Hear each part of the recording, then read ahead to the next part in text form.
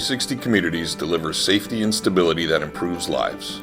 We build trust, one relationship at a time, and surround people with holistic programs and resources that ensure safe and healthy homes, address hunger and homelessness, and increase high school graduation rates. With community support, we lay the foundation for a better tomorrow. 360 Communities. Help in the moment, hope for the future.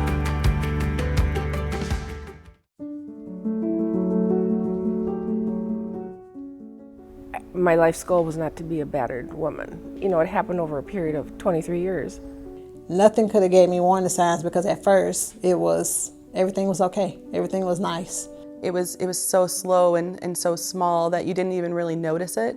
Oh, as the years went on, the control kept getting more confining to the point where I couldn't have friends, I couldn't go to family functions. Eventually, I started letting him dictate what I wear, where I went, when I left the house, you know, all these different things. When we would get into arguments or fights, he was able to persuade me in a way to believe that it was my fault. The path kept narrowing as far as the control. The hardest thing to do was to ask for help. So there was a lot of things that kept me in there. I was the oldest of 6. I would need to set an example.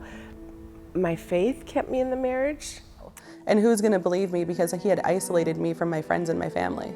So I was given a time limit on how long I could spend at my parents' house. And if I exceeded that, then I would get call after call after call. And I knew when I got home that I would be screamed at in front of my kids, sworn at, called every name in the book. Very controlling. Like you have no say-so. It makes you feel sad and helpless. You're in the community doing things and helping people and volunteering, you know, at work, you're supervisor, but when you get home, you're very small. My ex-husband has hit me on several occasions. He has went to jail for it a few times. I had made up my mind to leave him. His sister and his mom came and they were talking to me at the time and they were telling me, you know, he has a good heart, he's gonna do well, you know, and all this. And they were in my ear and I don't know, they were helping me, you know, with kids, school clothes and other things of that nature. So I'm like, okay, we'll see. If I could just be better, or if I just didn't do something, or if I didn't wear shorts in the summer, then none of these fights would ever happen. It was something that I had, you know, over those years felt like it was my fault. So then I'm not telling people because it's, you know, it's my fault. I don't want to be embarrassed. I'm such a bad wife. I'm a bad mom. I'm all of these things. I knew that what was going on just wasn't right, that I didn't think that it was happening to other people. And I knew I wanted to get out, but I didn't know how. Today we gather to raise awareness, amplify victim survivor stories, and broaden our understanding of the complexity of domestic violence and its impacts. It is my honor to introduce Kate Madonna Hines-Quast to you all today. Kate Madonna is a mother, a wife, a friend, a daughter, a sister, marketing strategy professional, an 8-time cancer survivor, and a survivor of domestic assault, sexual assault, and stalking. Her journey from victim to survivor brought her through a nightmare she never saw coming. With bravery and help from others, she navigated complex legal systems, accessed resources and support for herself and her children, and is now living in a safe and healthy home. Kate Madonna is motivated to stand for what is right, amplify voices for all survivors, and inspire change through sharing her story of resilience, courage, and strength. Help me in welcoming Kate Madonna.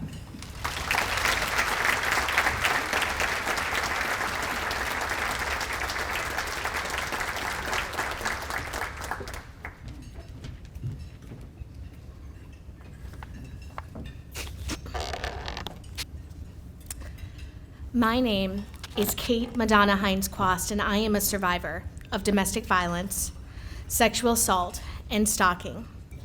In my 13th month marriage, I endured a nightmare that I never anticipated. Initially, I didn't recognize the abuse. I had volunteered as a youth minister with the Lewis House over 25 years ago. I spoke on campuses for safe and healthy relationships through my own nonprofit in college called Up Here. My relationship with 360 Communities started long before I ever needed help. I grew up at Mary Mother of the Church in Eagan. I was studying to be a youth minister in college and worked for the Archdiocese of St. Paul, and often my students and myself would volunteer at Lewis House. I even had family members 360 helped, but I never thought it would be me who would desperately claw myself to safety. While battling cancer, I had waited to get married because of a deep fear of getting in the wrong relationship, and after I married my abuser, I began to see that it was I who was systematically chosen. I was handpicked for control. This is what I didn't know. My ex-husband, a city government official, a police information officer for Carver County, had a very dark history. Fired from his high-profile job at Carleton College for sexual impropriety, he left a trail of harmed women in his wake, including documented violence against his ex-wife. While undergoing breast cancer therapy after surviving colorectal, cervical, and thyroid cancer, I was isolated and controlled, with limited freedom to even go to the grocery store. I often joked that the world must have missed me on Facebook, and I believed that my husband, my abuser, was not controlling me, but he was protecting me. Like so many other humans, I did not understand that I was in an abusive marriage. I believed deep down the stress of the pandemic and my cancer was to blame. My abuser told me often, "No one will believe you," and I internalized the way he spoke to me or punched the walls, or the way he often held me down with one arm when we were intimate, as a reminder that he was in control, and it was my job to be compliant. I want to share 3 vital aspects of this abuse I endured with you. Aspects I believe are truly important because they show a pattern of abuse. I also want to share these items because city prosecutors may be in this room. To date, my abuser has been cited by the police for charges over 7 times. I have over 24 police reports, and not one of those charges has stuck.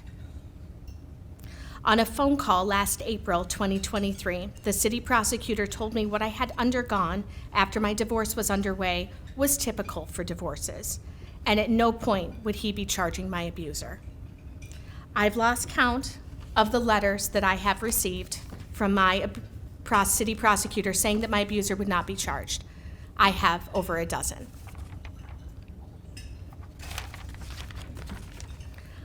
My son, Danny, testified on the record that his stepfather strangled him, and he was later covered by the order for protection. His courage was incredible for a special needs 8-year-old boy with a documented IEP for vulnerability since kindergarten. He drew a picture, unprompted, for police.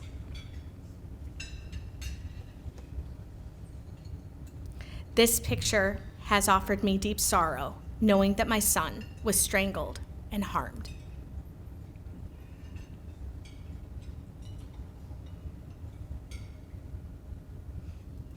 Our sweet pug puppy, who is just under a year old, was also strangled multiple times by my abuser. This is on the court record in my abuser's own words. He admitted the abuse openly, simply speaking about the act without any emotion.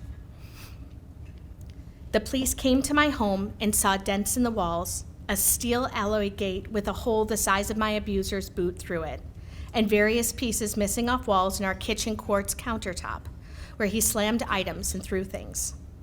In one police report, it's written down that my abuser told police that I used cancer for sympathy and I wasn't to be believed. The police officer notes that my abuser often interrupted him and attempted to blame me and said I caused my own abuse, and it was all eye-opening to read. Those were his own words. This and so much more is not normal in healthy, safe marriages or even in the most contentious divorces. And I'm sorry to say, this wasn't the worst part. My journey towards safety began with an ex parte order of protection granted on January 28, 2022, following numerous abusive acts by my ex-husband. On February 14th, I secured a comprehensive order for protection in court, shielding my son, myself, and our pets from further harm. 360 Communities helped me prepare for court appearances and develop courage and resilience. Despite the original order, my abuser's actions persisted, leading to a hearing on March 17, 2022, for a modification to my order for protection to strengthen our safety. I could have done none of this without the help of 360 Communities. After my physical, sexual, and emotional abuse, I experienced financial abuse. And without the 360 Communities food shelf, I am not sure what would have happened. I made too much money, luckily, to qualify for help from the county, but I had no access to my own bank accounts. You see, my abuser's relentless actions included draining our joint account, removing me from any financial foothold, and erasing traces of my existence in my own life. He manipulated addresses, accounts, and online platforms, escalating his efforts to control and manipulate me. For 2 years after our separation, I faced ongoing harassment and abuse, including threats to cut off my finances, my own medical insurance, and manipulate my personal accounts. His actions disrupted my life, and it even involved manipulating our home security system, insurance accounts, and more. My abuser even went so far as to call my medical service providers while I was undergoing cancer treatment and attempt to change information multiple times. I was able to stay in our home through a program with Wells Fargo that allowed me to assume my mortgage. Through the entire process, he failed to sign documents and did not show up to his own closing. Without multiple individuals from multiple organizations, my children and I would have been homeless and in fear for our lives. Today, the Lakeville Police Department holds copies of the journal Today, the Lakeville Police Department hold copies of his journal that document the abuse towards his ex-wife and other women, and multiple sessions on anger management, including actual handwritten pages. Those are his pages from his journal. He painstakingly wrote out, within the very cycle of abuse, how he chose actions that harmed others. And you see, that still wasn't enough evidence to hold my abuser accountable. Without the acts and courage of everyday people in my life, I would have been lost of how to rebuild and flourish. Today, I hold a 50-year order of protection against my ex-husband that holds one of my favorite lines: no exceptions. The 50-year order for protection was granted by Judge McManus, and it provides a semblance of security and a backbone to my safety, but only if my abuser is held accountable by prosecutors. I'd like to share with you a few key learnings I both want every survivor and advocate to know, and I wish that they didn't have to know. I realized that if an abuser avoids service, he couldn't be charged with violations of his order of protection. My abuser avoided service for the original OFP, the modification, and the 50-year order for protection. Service by publication places the onus on the survivor to complete. In my own journey, I found out the judge checked the wrong box, creating a massive fear that the 50-year order for protection would end in 28 days if he wasn't properly served. I know I'm singing to the choir when I state that our complex legal systems need to be more victim and survivor-centric.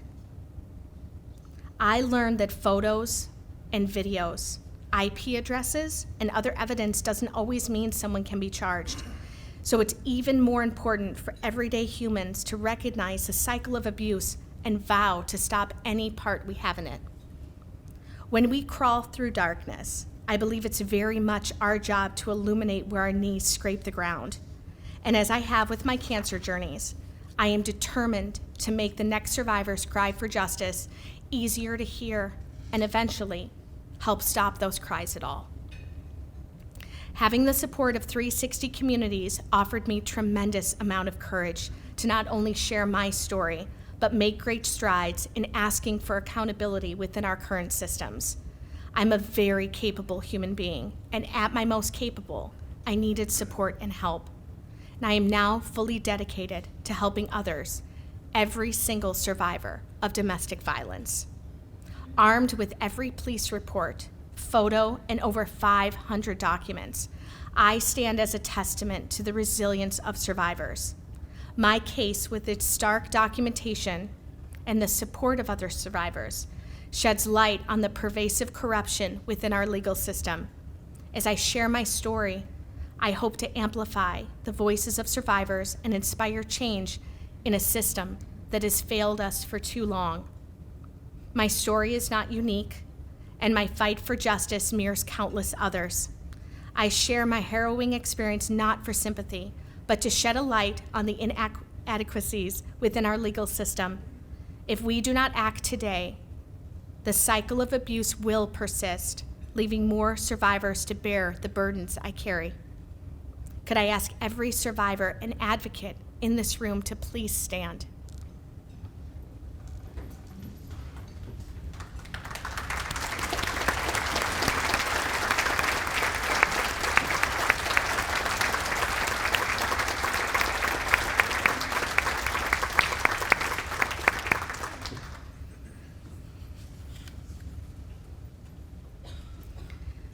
I would like to thank Julia Rayner from Dakota County Courts.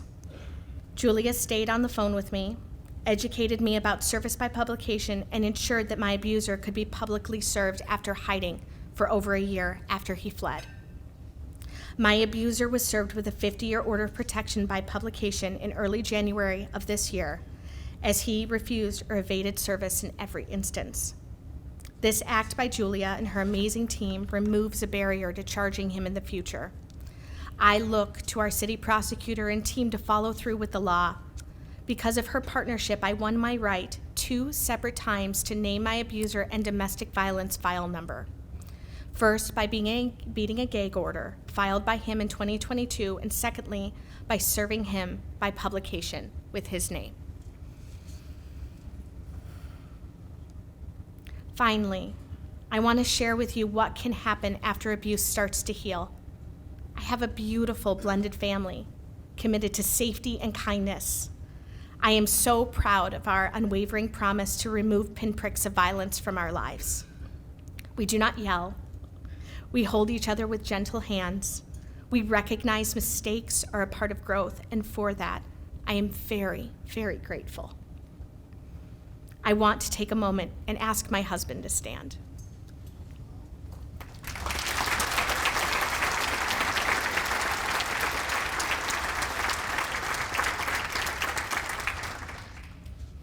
I was introduced to this incredible human being while navigating my original order for protection, and for months, he took 1 a.m. calls and worked with me on compiling evidence. I gave him great dating advice, and while he was dating others, years later, we have a beautiful blended family. My sweet, sweet friend Chris couldn't make it, but there's also somebody else in the audience that can choose to stand or not to stand. But she is here today, and she found my husband's journals, and she is the one who packed him up when I came back from Mayo Clinic, and I was scared. Thank you.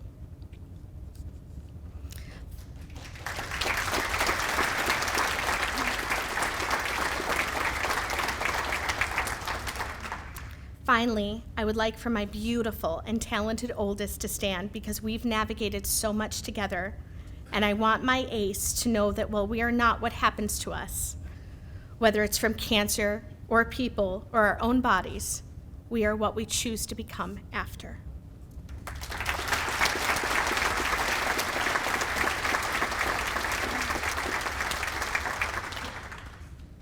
Thank you to 360 Communities for allowing me to share my story.